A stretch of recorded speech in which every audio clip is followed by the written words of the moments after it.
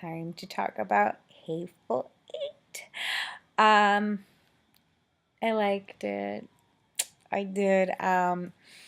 It's okay that I did like it because it's a character piece. It's supposed to have a lot of dialogue, and Tarantino brought a lot of dialogue. It was okay with me. I didn't feel like there was a moment. I mean, okay, there were moments that I felt like took too long, maybe shots wise. He still does that where he like takes really long shots and like he holds shots, which kind of drive me nuts because it'll be a shot of like, a girl just doing this.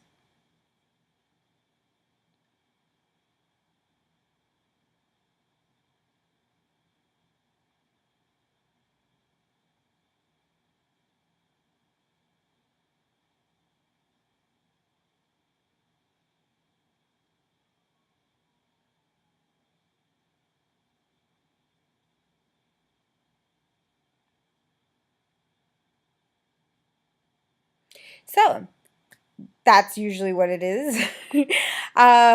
But besides that, the dialogue, a lot of dialogue made sense because you need to know about these characters. And it's important in character pieces to have lots of conversations and lots of interactions with other people because that's how humans learn about other humans. Humans learn about other humans through human interaction among peers. Um, so it was interesting to see all these interesting characters among each other.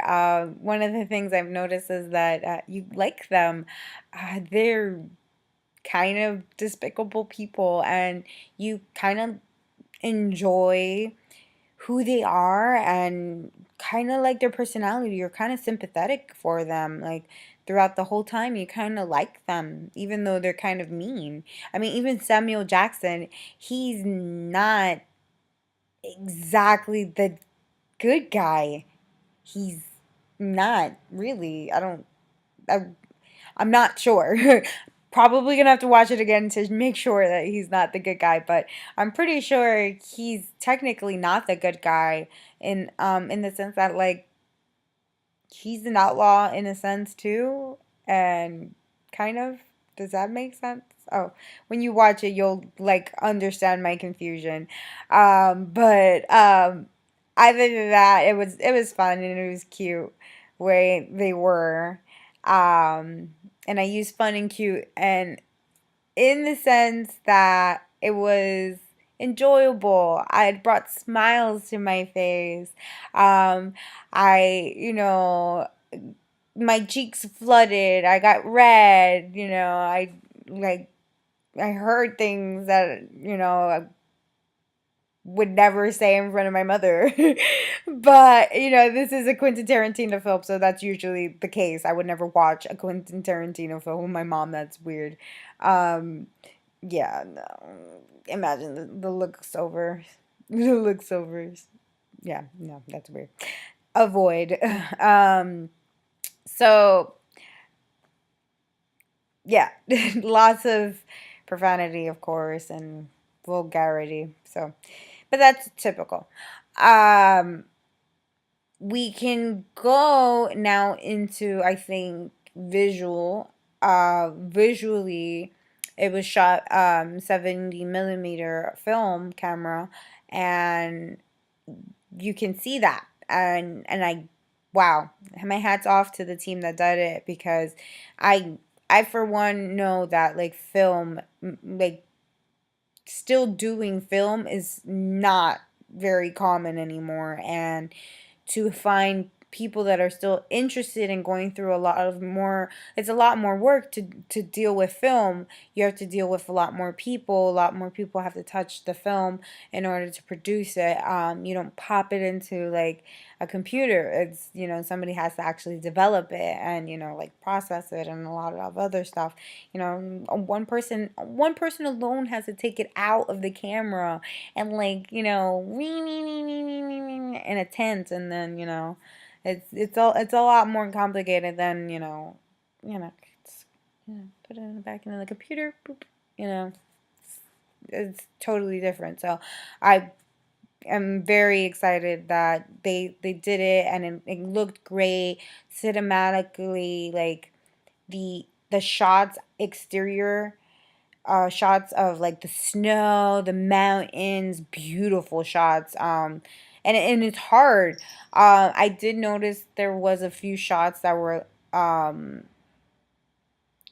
like I would say a little bit overblown. Um, some people told me that it might have been on purpose, but I don't know. I've learned that like mistakes sometimes can be actual mistakes, and they just kind of want to pass it on as like, oh, I made that on purpose, like blown out.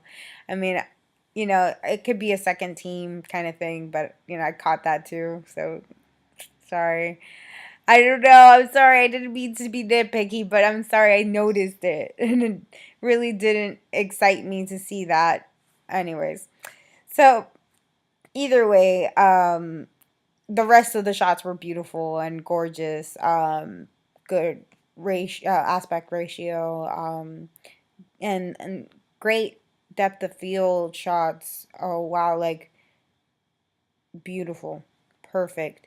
Um, where do I go next? I go next with Tarantino's directing, overall directing, and I want to go into that because his overall directing was so Tarantino.